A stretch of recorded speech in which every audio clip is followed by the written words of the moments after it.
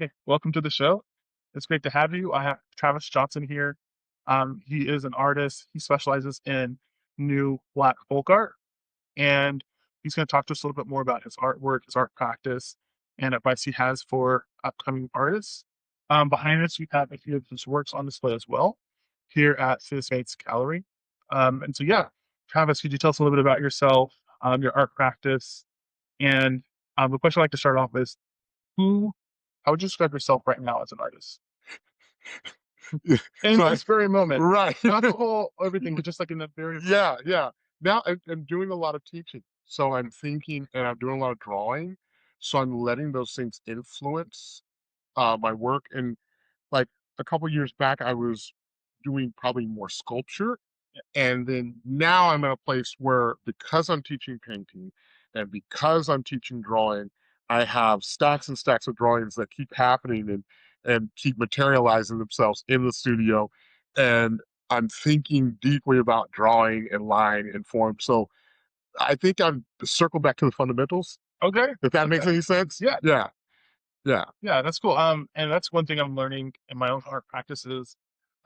It's easy to like want to like do the big grand, like this is gonna move people, Mhm. but then there's something about revisiting the fundamentals. As I see other artists come into the gallery, I'm like, "Oh, man, this is amazing." And I'm like, "How'd you do that?" Like, "Oh, I'm really practicing this one thing," and they're always in the fundamentals. I think that's the thing about sports too. I'm not a sports person, but it's like practicing the fundamentals so you're ready to like really show up on game day. Yeah, that's really it. And it was a good reminder, seeing young artists that I'm teaching understand line, form, color, texture, composition. Because a lot of my stuff in the past I've been experimenting with trying to just break all the rules. Yeah. And so now I'm coming back to those basics and just I think thinking more in a more simple terms of what does it mean to make a picture? What does it mean to just say this one thing? How do we just pare this down? Maybe even less color, Yeah. which is really interesting because I've used a lot of color, as you can see in the past, like Yes. especially this one in particular. You have pinks and whites and yellows and browns and blacks mixed in there, Prussian blue. So um, I'm really paring it down um, and just trying to, um, and I'm leaning a lot into cartoon, which is Okay. interesting. Yeah. I think all of my work has been dancing around cartoon, but I'm really kind of leaning into it with intention in this season, if that makes any Yeah. sense. Um, and I've told people in the past that I'm really just a cartoonist that happens to pick up paint, you know. Okay. So, um, and I'm kind of like wrestling with that, with do I want to lean more towards cartoon? And then there's certain days that I'm like, oh, it's all about abstraction.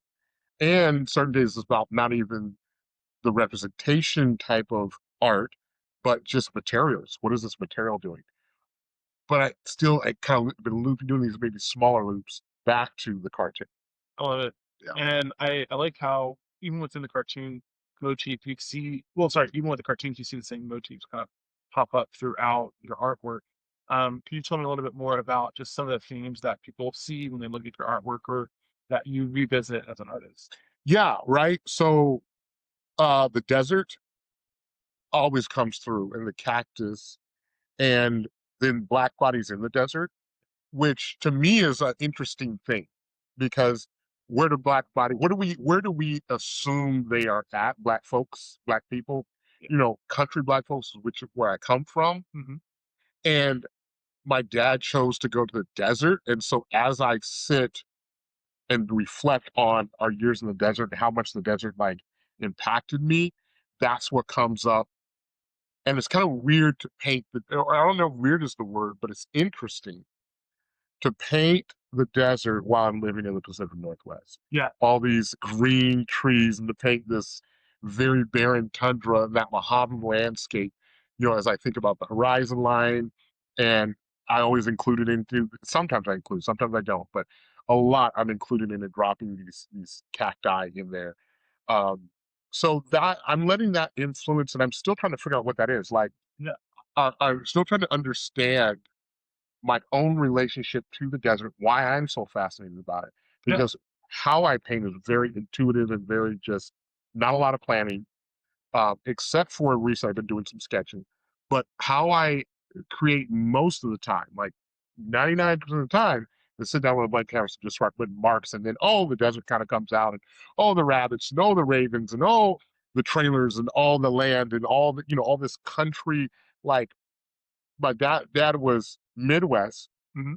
moves to California, and then Southern California, and then moves to the desert in Southern California, and kind of express that Midwest sensibility onto the desert and onto how he thought about things and how he just functioned with domestic and the domestic and the exterior of domestic, like outside the house, like the garden, fixing things around the house. All of Yeah. that is I'm trying to scratch at that memory and memories that I had with my dad, working in the desert, working on the cars, feeding the dogs, feeding the cows, feeding the chickens, feeding the goats, Yeah. feeding the sheep, digging the gardens, getting the gardens all squared away, planting, pick all that.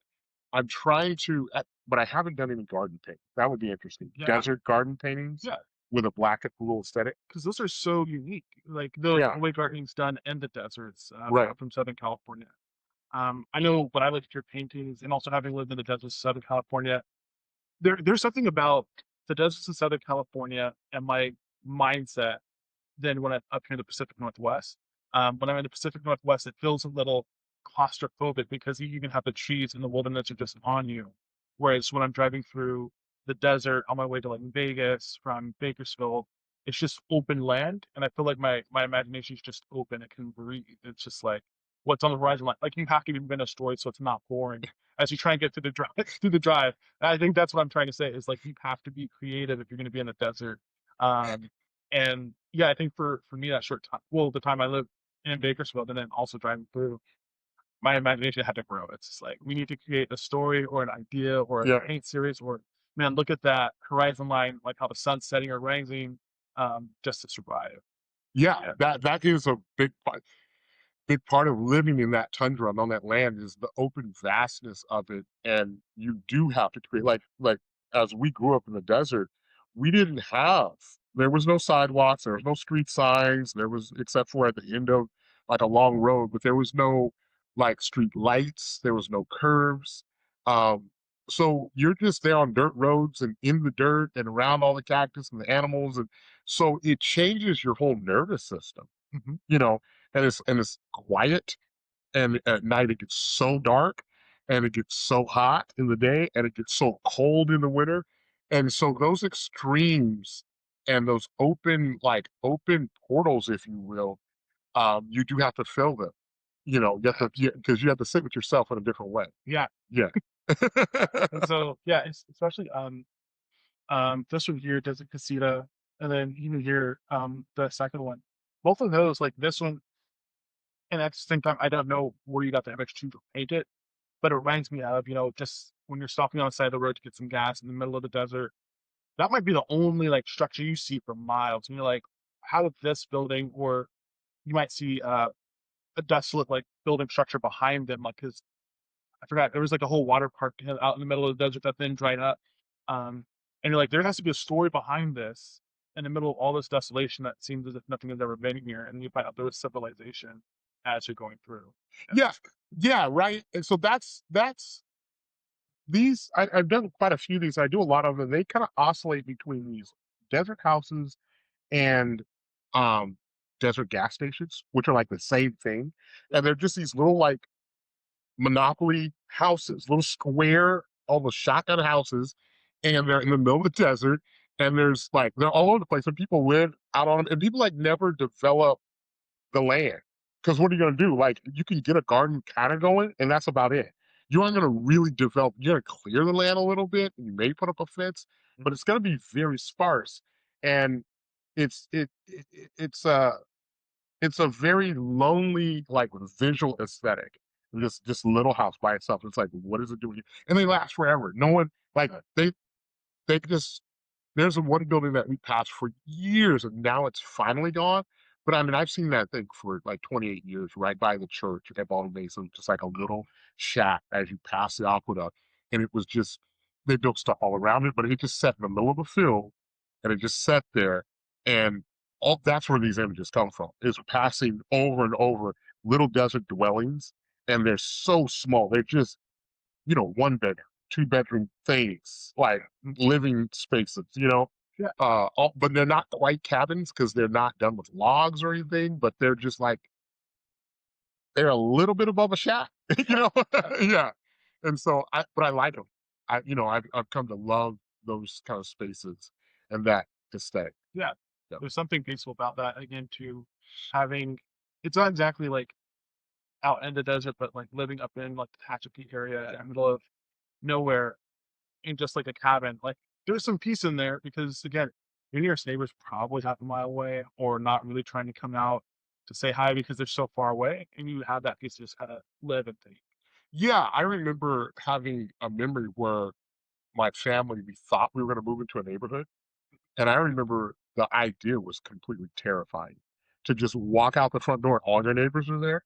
And I remember thinking, "Oh, there's no way. Like, I want no parts of this." Yeah, It ended up falling through, we ended up not getting it, but my parents were, like, really looking at this house, and I'm just like, I can just feel the anxiety of, like, everybody was right up on you. It was like a very just regular neighborhood. yeah, It was way too much for me because I'd spent so many years where you could walk out and your neighbor was way on over there, and you could kinda see them maybe if they came out of their house, depending on how their house was arranged in proximity to yours, mhm, but I remember that being a very real thing. yeah. Yeah. Although and that's the weird thing about coming to Pacific Northwest is you can almost have the same depending on where you're living, you can have the same effect, but it's not because they're far away, it's just like there's a tree line, Yeah. and there's just, like, a small forest between you and them. It's different up here, there's not really, that ability to, like at least for me, be that creative in just the wilderness because there's just so much occupying it, it's not you have a canvas there. Yeah. It's such a different energetic, embodiment. I don't know if embodiment is the right word, but it's a different way that you move through the world when you're in the Pacific Northwest and you're in these highs and lows and these very tight canyons and crevices and trees building up and just really dense landscape.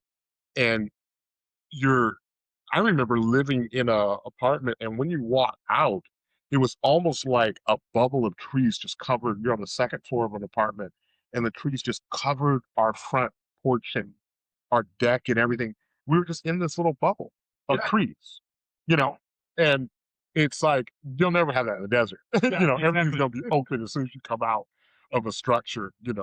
So those nuances I think are really important with how I paint and think about landscape and representation and when I'm painting these kind of micro fragmented desert landscapes and how I organize the picture and with the power lines as well, because the power lines are a whole nother thing with how they run along the highway and create a texture, a visual texture, and an aesthetic, and a like they're almost a signal of where you are. You're like, okay, yeah, these long power lines. We're here, they'll cut like through forest, this wide swath, and put the power line in the middle of that spot they cut, where the desert is just along the road. You Yeah, know, and just rolling. And then you get the mailboxes like all clustered at the crossroads, and it just starts to really bring this very specific um, visual experience yeah, that you're moving through every day. Yeah, absolutely. yeah. Yeah, and so you've been how long have you been in the Pacific Northwest now? Going on 19 years. 19, okay. Yeah. So, and that's very interesting all in itself to be up here this long. And I feel like the time has gone by so fast. Um, been up here 19 years, and um, and then when I go back to the desert, it feels foreign Yeah, in one sense, but then familiar. But then things have changed. Uh, and so it's a bit of a like I get discombobulated, mhm, you know, yeah, and then I have memories up in the Pacific Northwest here. But I never quite let my bones rest like they did in the desert because I was still being formed. I was younger, yeah. so you have all those things at play. Yeah, and I mean, speaking of bones resting, like, it is so cold here, I always feel it in my bones. It's like they are never at rest because I'm always trying to stay warm no matter what time of year. Um, but yeah, there is something about Pacific Northwest where, you know, um, I moved back to Vegas for a little bit, and couldn't do it. Like the tolerance for the heat had just completely left me. Just the sun, always perfect weather, I suppose, but Yeah, yeah, yeah, yeah. the lack of variety in weather even kind of got to me too. I was just like, Yes. I need to get back here. Yeah, yeah, that's the crazy part is that, this, Pacific Northwest on a climate, side of things, if you will, is very intoxicating, Yeah, and it's gorgeous, yes, and then so much water, like, in comparison to the desert, like, there's so much water, you're like, "Whoa, there's water everywhere," and, uh, when I first got up here, I was always looking at people going, "Do you see this water?" And there's like, "Yeah," and I'm like, "No, you don't understand. Where I come from, there's no water like this," and they were just like, "Okay." They can't imagine a place with no water, but, that's the beauty of the Pacific Northwest, and this water, these trees, these mountains, and, um, it's extremely, diverse in the landscape, when you go to different parts of this whole region. nice. And so, like speaking of the landscape of things, you've been involved in the arts landscape of Pacific Northwest for a while now, and so I want to talk about a little bit about your experience as an artist, some shows that stand out to you, but then also, transitioning into like advice for up and coming artists. Yeah, right? So, I would say thinking about, what was memorable was looking back at times that I wish I was in a gallery, Hmm. and now being in several including you, Yeah. which thank Oh yeah. you. And that and I can remember what it feels like right now to be where I am, and things are really cooking and working, and, we've gotten the art, we've gotten our reputation, out of what we're doing, and also remembering when nobody was looking at my art and nobody cared, and I'm holding both of those. So I have great gratitude, and both of them are needed. Yeah. Both of them are you need those times, and now I'm at a place where when I have, like, negative things happen in the art, I'm really, truly at a place where I'm like, I'm grateful for it all, and I realize that this is a moment in time that I'll be in this space, and there always will be certain low spots, and there always will be high spots, but I just wanna remember where I'm at, what I'm feeling, because I know a year from now, it'll look so different, Hmm. and it keeps looking different, and that's the part I think Yeah. how different it looks in such a short amount of time is the part that I'm just going, "Wow." Um, let's see, the very first show that I did was at a bar Okay. in Tumwater.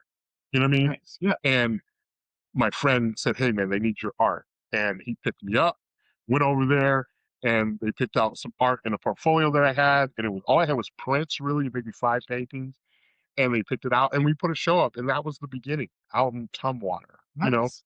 Yeah. And so, there's certain people go, "How come I didn't know about that? How come nobody told me?" Well, I knocked on every door, but nobody answered, Yeah. but Tumwater did. So I went with that, and then, Yeah. through so many different just twists and turns, here we are, you know, Mhm. and the art is, at this point, the art is international, and I'm Nice. grateful for that, and I I'm also in awe, Yeah. and so and then there's moments I remember as I look back that I don't know why I kept going, but I did. So, what I would say to any young artist is just keep going, Yeah. don't stop. Because there's so many times as I look back now, I'm like, I probably should have stopped. If I looked at everything at that moment, it was like, it's kind of rough, but I did. I Yeah. just kept going. I kept going, and so and so if you have a little bit of a delusion, that that might be good. Yeah. That'll help because I did. There were times where I look back and I was like, that was pure delusion. I was just like, no, I'm gonna keep going, and my delusion kept me going. And I don't say that enough. Yeah. I don't know if I ever really have said it, but I'm putting on record like the delusion is a good thing. Keep going, Yeah. because I've been in many times where I look back and I go, oh, I was just delusional. I was just like, oh no, this is great. We're gonna keep going, and it probably wasn't that great, but I kept going until it got great. Yeah. Um, so I don't know if that covered kind of everything. If there's more there to unpack. Yeah. Yeah. Well, no, because going into like how we reconnected.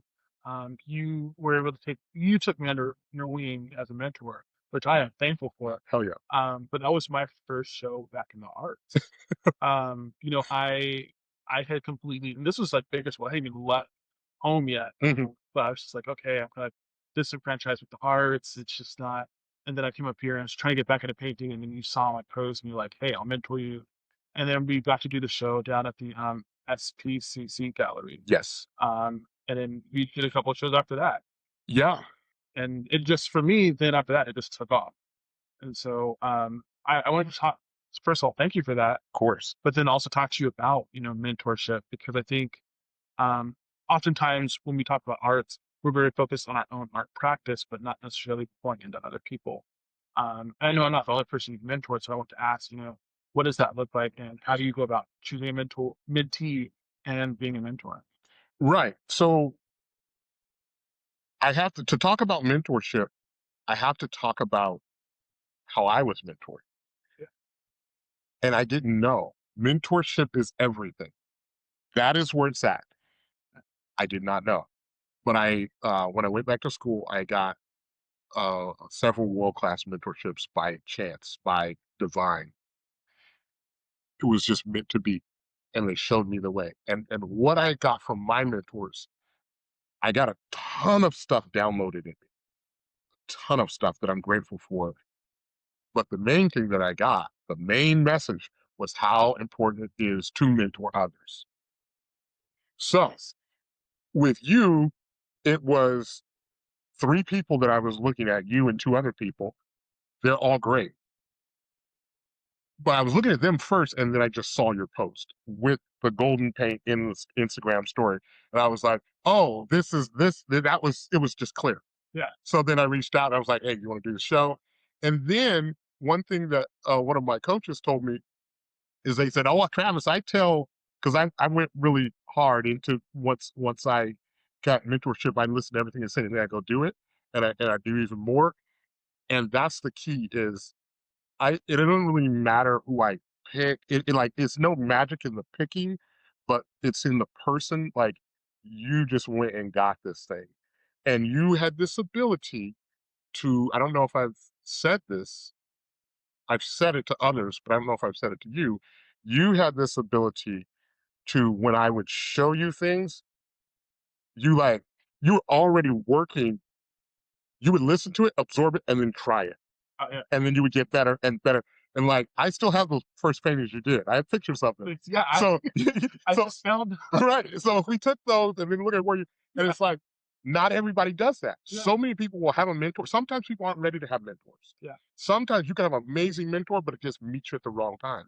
You're not quite ready to receive. So you just happen to be ready to receive.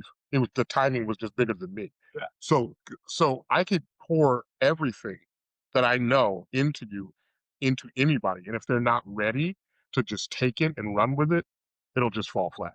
yeah, It doesn't matter how good that information is. So yours was a unique situation, and here we are sitting in your gallery. yeah, So that that's just that, but that's bigger than, that might be bigger than both of us, but definitely bigger than me. yeah. But at the same time, like, I don't think, had I not seen you with your gallery, um, and just like the work that you put into it, and realizing like, oh yeah, I don't have to, because you did your gallery, you know, at your house, like you had a whole workspace, but then you converted it into a like legit gallery that people were coming in and packing. Yeah, And it helped me understand, like as your mentee, I was like, oh, first of all, I don't need to follow the rules that everyone else has set out. yeah, Because the rules aren't gonna work for us. correct.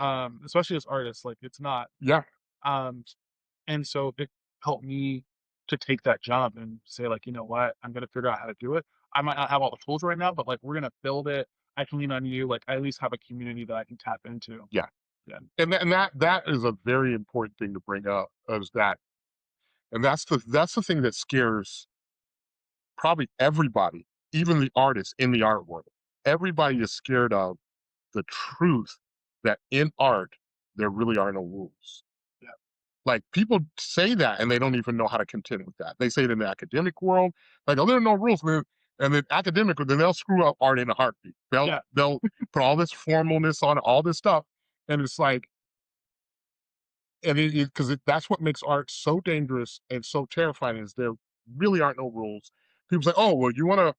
there's all these rules that they do inside museums and galleries and uh, colleges, and they think, and those things are not all bad, but you literally can break every single one of those rules. Yeah. And someone already has. Like every time you go, you can't do that. I could probably find 10 artists that have and done it successfully.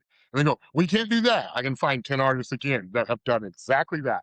And certain things as time will tell, because you can say, when people started, when the impressionist movement started, Yeah. everybody hated it. They were like, this is garbage. You know what I mean? And now we get misty eyed about, oh, oh, the way I understood light.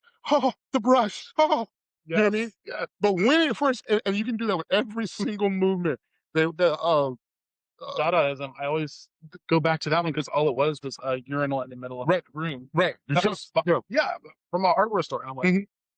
yeah, And so and when we talk, and this is one of my favorite things to talk about, Duchamp. So the reason Duchamp works, and this every artist can take this, is Duchamp was smart enough to take the item out of its natal context, where you originally found. If you thought a urinal needed to be in a bathroom, well, as soon as you take it out, now you have tension. As soon as you yes, put it on a pedestal, now you have even more tension. Now you're really breaking up the algorithms of our mind of where we think things should be. And that right there is, you could do that inside of a painting, yeah, inside of a gallery, just break it out of the context that you think it's in. And I often tell people as examples, if just take a baby crib, as we know, a baby crib, put a bowling ball in it, and all of a sudden now we got some Dadaism going, and we're pushing that tension, because the bowling ball is not supposed to be in there, and the crib isn't supposed to be near that, because this is like the beginning of life, of human life. It's a fragile place. Bowling ball is going to crush something. yes, That tension. Now we have art. Now we have something to think about, talk about, and you can just keep pushing that and pushing that and pushing that. Black people, we are out of our natal context. yeah, yeah, And so we activate space differently. You know what I mean? That's why you get in the Pacific Northwest and many places here, they see a black person, it's like, oh, yeah, because in their mind, we're not supposed to be there, but here we are. So, yeah. And even here, I've had a couple of people who are happy, like, oh no, I'm the owner and curator. right, right, Like, right. I'm Yeah, supposed to be here. yeah, Even for an event that I'm hosting here. yes. And It's been interesting.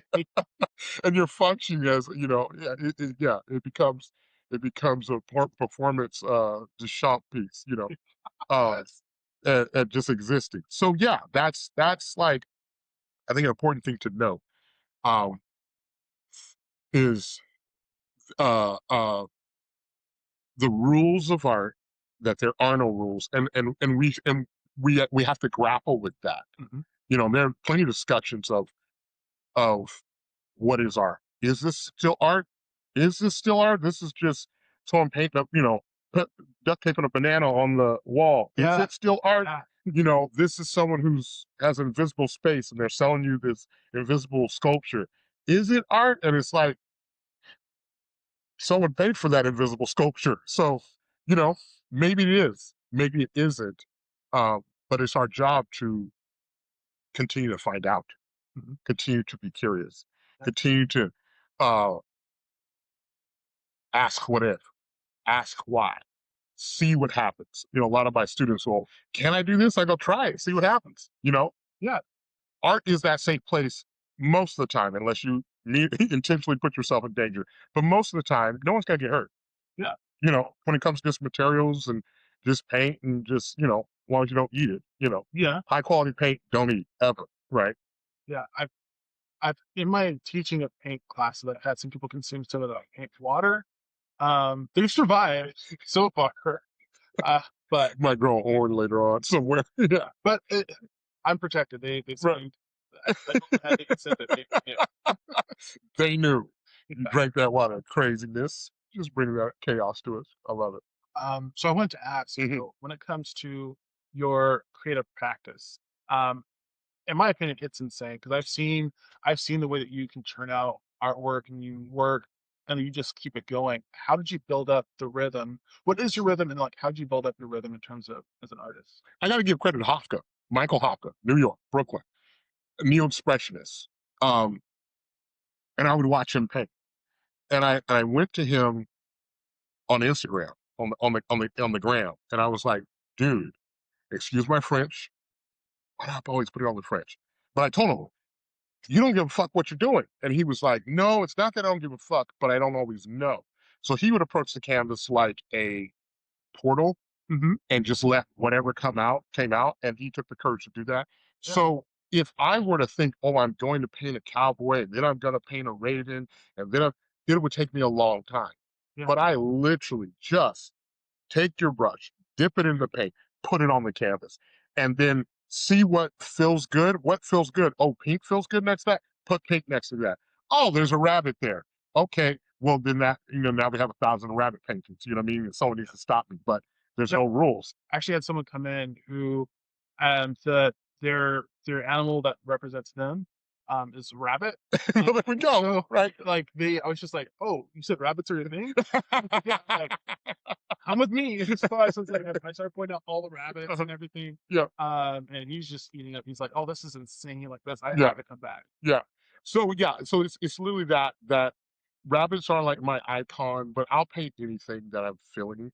And I really, George Condo also says, don't think, just paint. So my thing is when I go to paint, like, and that's what I plan on doing a little later on, Yeah, is today here is I'm going to just I got some paint, I'm gonna just start putting it on. I don't really know what I have coming, but something is inside of me, right? yeah, And I could be, thoughts could come from when I was in preschool and I was on a horse, a little rocking horse, yeah, and then I'm painting the rocking horse.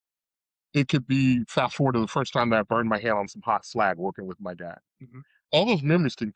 I don't know what's inside of me. I'm just using this to get out, and I may translate that memory with just a color. It may not be an image, and I just allow. I give myself permission to be as messy, to be as playful, to be as ridiculous. Pobell, ridiculous. Take the ridiculous and then take it very seriously. I allow myself that. And so that makes for me not worrying about this one painting. It's just a continuum. It's all one painting. Like yeah, all of this is just one painting. It's not about that. It's not about this. That was just I remember when I painted that, mhm, but I probably painted the 3 or 4 in that same day, um, and they may have not looked nothing like that, and I may have started just really caring about that color yellow in the background, yeah, and then I think that might be I know it's Mars black, but I don't know if I put any oil stick in that one. I was kinda using oil stick back then. I don't think so. So, um, it's just allowing myself to be very free, like, literally put something on the canvas and go, "Oh, that looks like a head," or, "That looks like a cactus," or, "That looks like a raven," or, "That looks like my dog Polish." I'll paint that, it just put the marks, and it'll turn into something, or sometimes it doesn't. Sometimes it's like a mess, and just go, "Okay, cool, that's what I'm doing today." Put that painting aside and go to the next painting, and just keep going, going, going, and then maybe 2 days later, a year later, oh, that canvas maybe paint completely over that yeah. and paint something else. Oh, yeah, yeah, yeah, yeah, yeah. That's where I struggle is painting over the old paintings. Yeah, yeah, yeah. I know there's some times where I look at a painting, I was like, "I need to let it go Yeah, let it and go. paint over it," but I'm still struggling to do that. Well, you still got it there. It's just under that paint. Yeah, I know. Yeah, yeah, yeah, yeah. But yeah, so I allow myself to be completely free to really not think about really any rules or anything and just paint. Um, and it's kind of that space where so much in life there are so many rules, there's so many restrictions, but inside a canvas, anything can happen. And so I try and embody that. And so that's I think where a lot of the work comes from. And I don't get attached to like kind of like make them perfect or nice or neat because I don't. There's not much in my life that's nice or neat or perfect, Yeah, and that's not what life is. right? Yeah. However, I have a lot of students that work very clean and very, and I love their art. And I did that when I was in high school, Yeah, but I'm not there. I'm not there at this time. Um, yeah, this last summer I think was the cleanest I've worked. The well, not the last. This fall there were some paintings I did that were kind of clean, but I think I'm back to the dirty. but yeah. So I wanted to ask, we talked a lot about your art and painting, but you do a lot more than just that when it comes to like talent. You have a lot of uh, talent. right. Um, so singing. You just got through doing a concert with your sister, and then you also participate like healing workshops with your family. Uh-huh. Tell me a little bit more about that. Like, what got you into the healing? What got you into singing? Yeah, here's the thing. I don't. Which it feels insane to ask you Yeah, that knowing the history yeah. because as long as Yeah, I've no, known you, son. yeah. Yeah. I think the music serves as a tool to allow people to heal themselves. I don't quite understand the science behind some of the melodies, but people cry and release, Yeah. and Oh, I know. they're I've not done it. right, and they're not whole. So that's been something that has organically happened over the years, where when we were younger, we thought we were performing, and then as we got older, we kind of like re-looked critically at what we do and what performers do, and realized that we're not performers. There is performing elements to it. There's a little bit of presentation, maybe the clothes we pick, kind of how we move has so with with with what we do with music, it grew organically over the years to realize that this is just a healing ritual that we're doing. And there was a study that when cats purr, they restore their bones. And when people listen to live music, it does the same thing to their bodies that when cats purr. Not radio music, but it has to be live. Mhm. And if you sing yourself, you're doing that. There's some restorative, there's a bunch of research on that, right? So it organically made itself very clear to us that the music we do is really just healing rituals. And so we just leaned into that.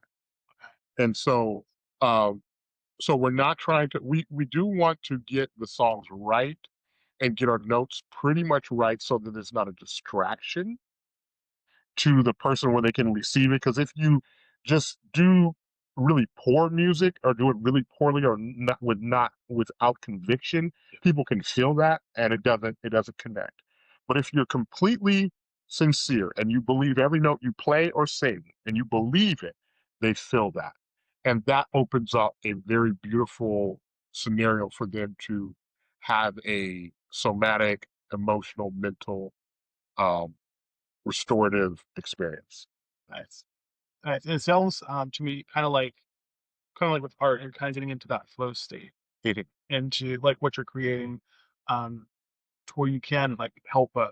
Mm, I was going to use the phrase like bless other people like with Mhm. that art Yeah, healing experience. yeah, absolutely. It's always a blessing. Yeah. Like and blessing, I would say a blessing. What a blessing is a transfer of energy. A Okay. blessing, when you Yeah. pray for so that's energy. Yeah. That's just energy you're putting towards that person. When you sing, you ever sing over somebody, that's energy, and that is extremely intimate in comparison to just singing at somebody. Hmm. You know what I mean?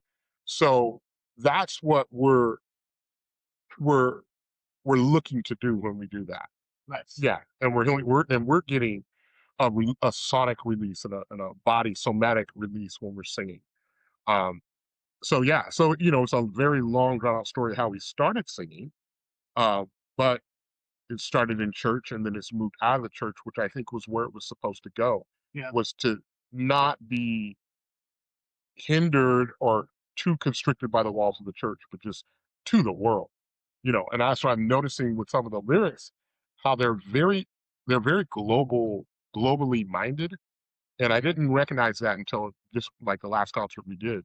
I was like, oh, we're always like speaking to people in other countries. And this is very I was like, that's very interesting that we had that kind of slant, if you will. Yeah. Yeah. Which also just looking at the imagery in the backdrop, because it looked like there was like a giant low kind of suspended as you all were singing. I'm not sure if that was superimposed on the photo or if that was like the actual setup. That was the actual setup. That was Oh real. wow. Yeah, that Okay. was that was a real actual artifact, a globe, that, I don't know, it was one of the guys that coordinated, I don't know who all was involved, if they created that, and so we were singing under that. That was a real globe. Yeah. Okay. That's insane. Like Yeah. the photos were powerful. Yeah, that was the reaction that a lot of people got. They were like, "What is that?" I'm like, "No, that was real. That was there. That was a set that was built, and so we were singing under that."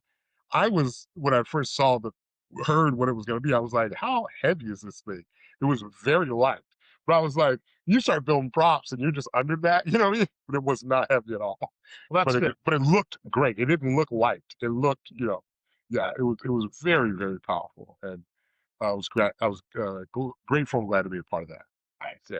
Yeah, that looked amazing. And then I was gonna say you when it comes to like your art, I I guess for your art pockets, like you're between Washington, Oregon, California, Texas. So it sounds like you travel a lot for art. And how is the travel? Like, what's it like? Someone described it recently as a road warrior, Yeah, and I would agree. So, like last night, I was in Portland, and then I ended up in Lacey, and then now I'm here. Then I'll be in Lacey tonight, and then tomorrow I'll be here, or not Seattle, but I'll be down south, and then I'll head back to Salem on Tuesday. And so, um, I I I'm pretty good at being on the road. Like I'm okay. I've built up endurance over the years. yeah, Um, but it's really grown to this by grad school made a pocket in Portland. yeah. And then what I did in grad school also made a pocket in Texas. And then, um, so you get things where people are asking, "Oh, can you come here and do this thing?" And so, okay, you drive there and do it. And in California, being where we were raised, Hmm. and there's still there's people down there. So, like, I'm gonna head down there later this month, and I'll make a basic. I will make a residency where I stay, and that will be my residency. Yeah, So I'll have a winter residency. No one had to call me. I'm just going down there, and I'm gonna be with family. But while I'm not like with directly attending to family, I'm gonna pay. I'm gonna make. yeah, And so, um, and then with work brought me to Salem, so then you do art in Salem, so that that builds that pocket. So wherever you go, and do work musically, artistically, teaching, you're building pockets, right? And it's just really going organically, because the reason Salem happened was because of what I did in Portland. The reason what happened in Texas was because what I did in Portland, you know. yeah. And then California's home, so that's like an anchor. So if I'm on the way and home is in between there, then I'll stop in California and do work there. Nice. Yeah, And I wanted to talk about that because you mentioned that your MFA program. yeah. And I wanted to talk about your thesis project because me and Alex were able to come down and see that. And I still think about your work to this day. Mm. That was in your thesis project. Like there was a showdown at base camp that connected with something that you had done. I think it was grief sat. Was it? Yeah, yeah, yeah. Grease, Um, what grease skin, right? yeah, Yeah, grief skin. yeah. Um, and so it connected to that. But one of the things that stood out the most that you have quoted on your Instagram, but then also was on the wall of your show. Which, by the way, the way you did it on the wall, because it blended in with the wall. You really had to like kind of catch it, and then Get the right lighting. yeah, and I liked it because it was kind of like a discovery in the midst of the show. You kind of discovered it, and then you looked at the message. But it's who was violent on your behalf, and I wanted to dive into that and how you came up with that and how that translates into your work. And I don't want to define necessarily how much it means because we've talked about it before. It really is for the person to reflect and turn for them, Yeah, but just how you came to that and how it yeah. manifests. So what was important to note was that the white on the white wall was my mentor's idea. And as soon as she said it, I was like, and that's Heather Hart. So I was telling her I wanted to put this on the wall, and I'd done it before, and she was like, "Oh, put it white on white because black on white is so powerful. It'll overpower the whole show." And so and this is that grad school where you start to learn how to restrain things Mhm. and pull back, and so that was an act of restraint. So pull back by putting white on white, and then the actual words, "Who was violent on your behalf?" That was a lot of the study. In order to study art, really, really critically, we have to look at violence. Mhm. In order to study our modern world, and we have to look at violence. And as a society or a culture or civilization develops, violence gets placed in very different, it moves. Yeah. So there was a time when America, there was violence everywhere. Mhm. You talk about like the Wild West, if you will. They called it Wild West for you was violence everywhere. Yeah. But then as they got more developed and they call, I'm gonna use very loosely, civilized. I'm gonna use that very loosely. Yeah. It moves, right? It moves, and power and development moves violence kind of like out of the public and into a place of invisibility. Mhm. And and as we were having all the things that were happening with George Floyd, and Breonna Taylor, just those two names, and there's tons more. But the officer, when he got sentenced, he, I didn't watch the whole thing, but there was a look of confusion Mm. on his face. And I'm like, what is that about? And I believe him. He was confused. He was like, y'all trained me to do this. What is the problem? And so I wanted us to look at violence in a different way. Yeah. I want us to look at all of our participation in violence and knowing that me and you sitting here, Mm. our bloodline being still alive was because somebody in the bloodline was violent.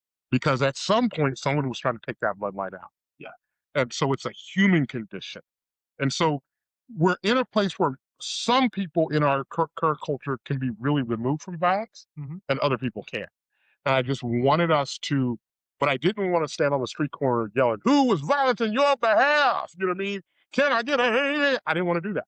And I didn't want to um, uh, be around when people process it. I wanted to work on its own. Yeah. So I put it as just a saying that people can read and then they can go work on that on their own. Mhm. And because I do believe it's something that we, on a very serious note, need to sit with how violent we are. And I say we, all of us. Yeah.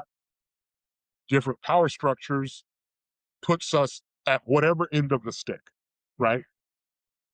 But we have to own our violence if we are to heal our violent nature. Yeah. And so that's what is just like an attempt to start that conversation. I look at different cities and their anti-homeless devices and installations. Mhm, Sometimes they do it in the way of art. mhm, Or and then you also have art activists really going against it and like showing how it is an act of violence, mhm, where it's not just um, displacing a place where people can rest or find refuge, but it's also making it to where people walking around or trying to find a place to sit or just mhm, go about their day.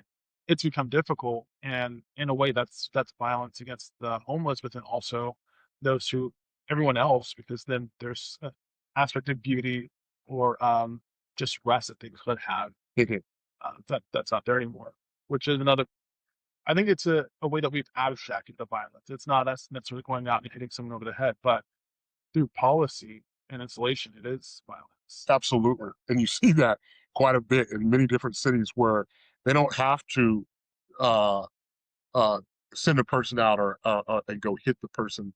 They just put a policy in place, and the policy has enough weight to it, enough fear that it just causes that violence because it automatically puts someone in a extremely in a crisis. Yeah, You know, yeah, and so that's something that um, I have become really sensitive to, and just as I got into just this age and working in art, it just like um, just what we do to each other and how we're able to do it. How do we justify it? yeah. How do we come up with a narrative that makes us sleep well at night when this violence is inflicted upon people?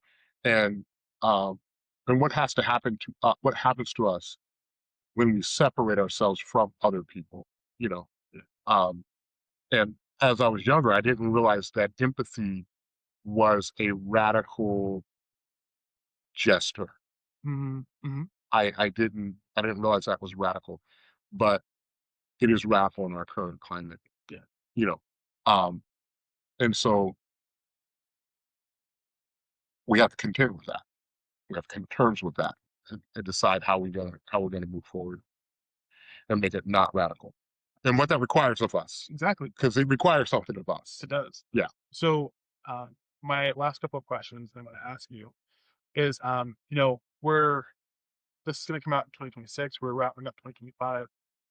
Without giving away too much, what are you looking forward to in 2026? I didn't I didn't tell you without giving away anything. I'm a rest.